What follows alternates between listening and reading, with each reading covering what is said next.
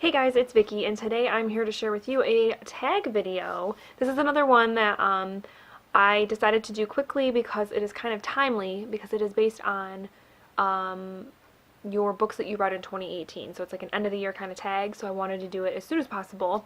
It is called the Book Postscript Tag, and it was originally created by Memento Mori. I will link the original video down below. And I was tagged by Carol Marie Reed, so thank you for tagging me. Yeah, so let's go ahead and just get into the questions. So question 1 is the longest book you read in 2018. No shocker here, Gone with the Wind. Look at this beast. This one, this particular edition, is like 950 pages, I think. Yeah, it's a chunker, but a good one. I loved this book. It was one of my favorite books that I read this year. And then this second part of that question is the book that took you the longest, which that book did take me about 2 months to read, but there's another book that actually took me much longer, and it's one I haven't really talked about much on the channel because I just finished it last night. So I'll be talking about it in my wrap-up for December, but it's Goodnight Stories for Rebel Girls, 100 Tales of Extraordinary Women. Who is it by? I don't know who it's by, I'm sorry. But I bought this book to read, it's by Elena Favilli and Francesca Cavallo. And I bought this book back in April, I think, and Leia and I have been reading it at night ever since, and it's taken us until now to finish it. So it's really good though, but yeah, because it's like each story is literally a page, so it took us quite a while to get through because we didn't read it every single night, but yeah, this is a really good one, but it took a while.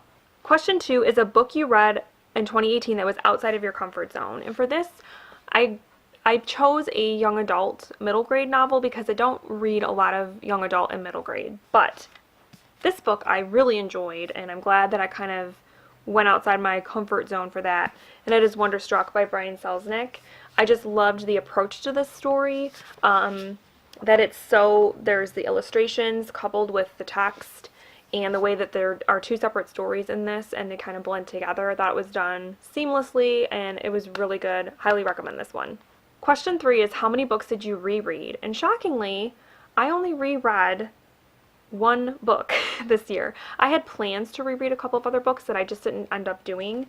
But I did reread The Gunslinger by Stephen King. This is the first book in the Dark Tower series. Yeah, and so the next question is, this is kind of ties together, your favorite reread. Well, this was my only reread, so yeah. But it was good. This one is not the best in the series, but it's kind of necessary if you're going to reread The Dark Tower or read The Dark Tower. You've got to read the first one because it sets you up. But it's definitely not my favorite, and I still wasn't like over the moon about it. Question 5, a book that you read for the first time in 2018 that you look forward to rereading in the future.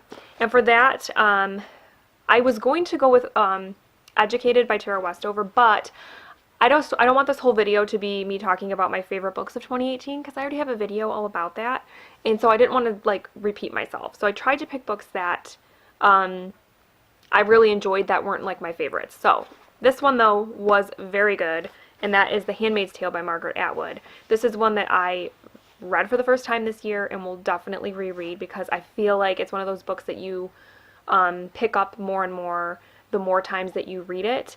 I just felt that this book had a really powerful story, a really important and terrifying message, and it's just a really important book, so it is definitely one that I will revisit in the future. Question 6 is your favorite short story or novella of 2018.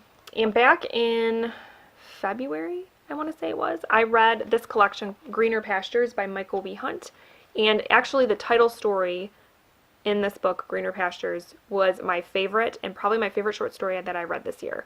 It was so creepy. It was very Twilight Zone. It was like a short and sweet kind of story. Not sweet, but you know, it was a shorter story, but it really packed a punch and I really enjoyed it. Question 7, Mass Appeal, a book you liked and would recommend to a wide variety of people. And for this, I'm going to go with Little Fires Everywhere by Celeste Ng. It's kind of a contemporary novel, but it deals with questions and like gray areas that I think a lot of people have opinions about or have feelings about.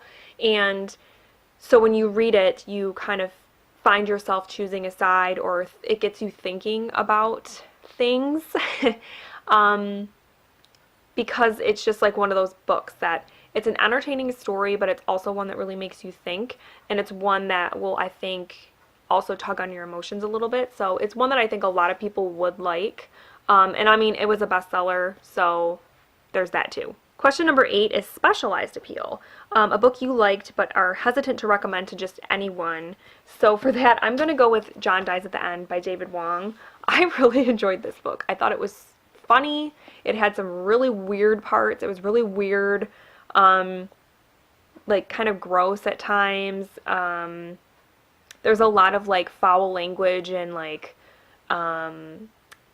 non-PC words thrown around, which I know is not for everybody. And even me, there were times where I was like, it kind of made me cringe a little. But overall, I really liked this book. It reminded me a lot of the Evil Dead movies, which I adore. But again, those aren't for everybody either. So I think only certain types of people with maybe certain sort of dark humor would enjoy this, and others would think it's just too weird and just too dumb. So, but I really liked it, so yeah. Number 9 is to reflect on being a content creator. At least that's what I wrote down. So I kind of abbreviated the questions when I wrote them down. But I would say that this year I really enjoyed seeing my channel grow and getting to know more people. My first year on BookTube, I was still kind of like getting my feet wet a little bit and kind of venturing out and meeting people, and I feel like 2018 was really the year where I really started to like make friends on BookTube, and now there are people that like I consider like my online friends, my bookish friends, whom obviously I've never met in real life, which is really weird for me because I've never had that before. But I love it. It's great. And yeah, it's just been a really fun year. I look forward to the coming year and continuing to kind of make those connections with people and to read more great books. And then question 10 is to tag people. So I didn't think about this, who I want to tag. So basically, if you're watching this video and you want to do some sort of end of the year tag, you can do this tag. Consider yourself tagged, because I didn't think about it. I always do that. Every time I do a tag video, I forget to think about who I want to tag until I'm like sitting in front of the camera. So I apologize. I'll try to do better with that. But yeah, so if you want to do this video or this tag, go ahead and do the tag. So, alright, that is it though, guys. That is the Book Postscript Tag.